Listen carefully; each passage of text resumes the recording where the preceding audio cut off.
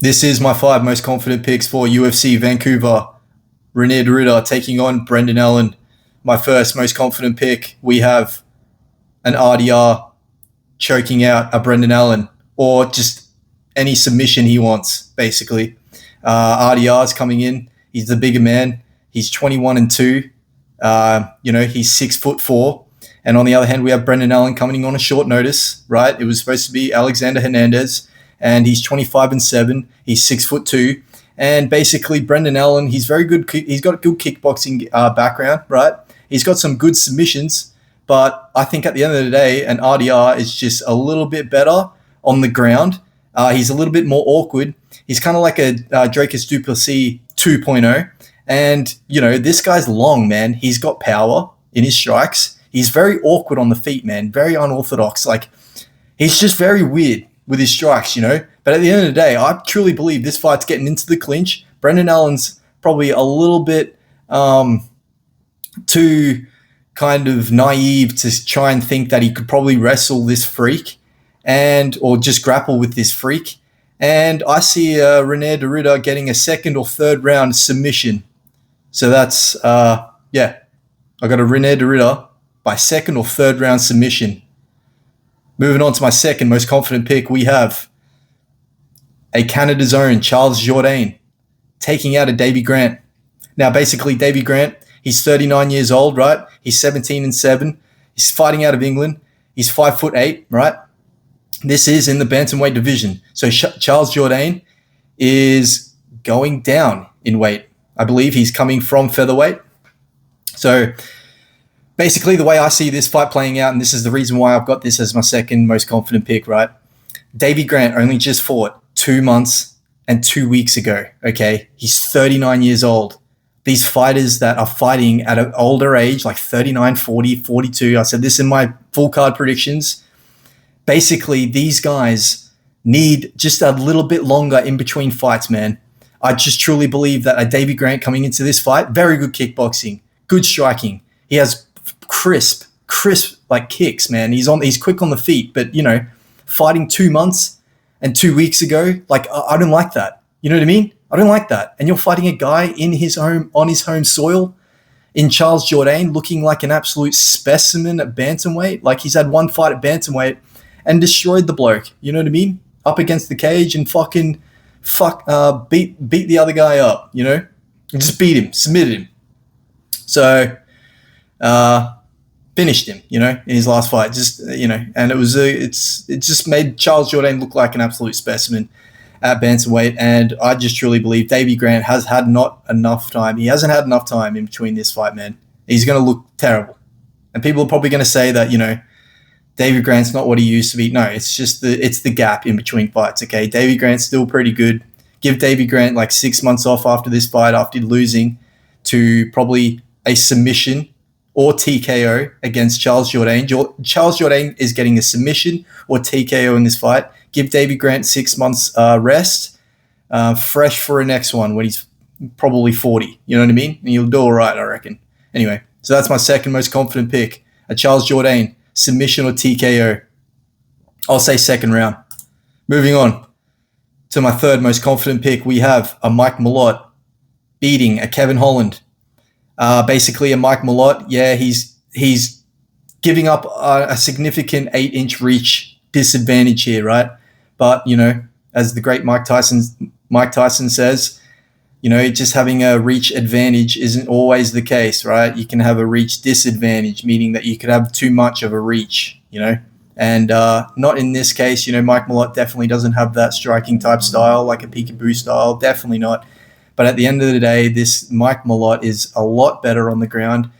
Yes, Kevin Holland is a little bit more lanky and dangly and stringy on the ground, right? That could actually cause problems. But, I think a Mike Malott's going to go out there and showcase either that he can go on points, he can win on a decision, because Kevin Holland does not like grappling on the ground. It's going to tire him out. It's going to tire him out a lot. And, I'm seeing a second or third round finish for Mike Malott. Like, I'm not going to be surprised if it gets into the third round and Mike Malott finishes him in the third round. He could finish him in the first, second, or he could win on points. So I've got Mike Malott winning regardless. if I was to pick an outcome, it is hard. You could bank on a first round, because Kevin Holland is just gonna. I think he might come out there with arrogance, thinking that he's a Neil Magny. And I did see in an interview that he wants Neil Magny. Actually, I was thinking about saying that on my full card before this interview, that like I would love to see a Kevin Holland after this fight lose and actually fight a Neil Magny. I actually think that's a pretty fun fight. But regardless, I've got Mike Malott winning by any means necessary. And if I was going to say something, I'd say probably like second or third round submission. I said full points, but I'm thinking more of a submission now. So yeah, Mike Malott to win.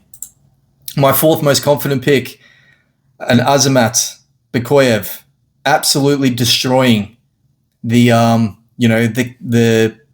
Belgari, the Blood Diamond of the Alex Pereira camp. The Andreas Gustafsson of the Alex Pereira camp. You know what I mean?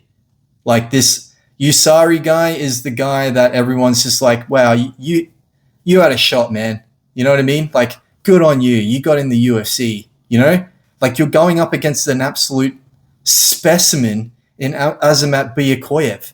He's 20 wins, 3 losses. He's 6 foot, right?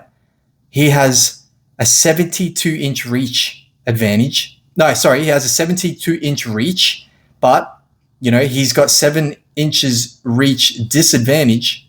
But at the end of the day, I see that as harder for Usari to actually hit. I think this guy is mid at striking. Like, he's all right. Yeah, he's trains with Alex Pereira, but that doesn't mean anything, man. That doesn't mean everything. That can help. But at the end of the day, like, you've got 8 and 3. You're primarily a kickboxer. You do not move your head off the center line.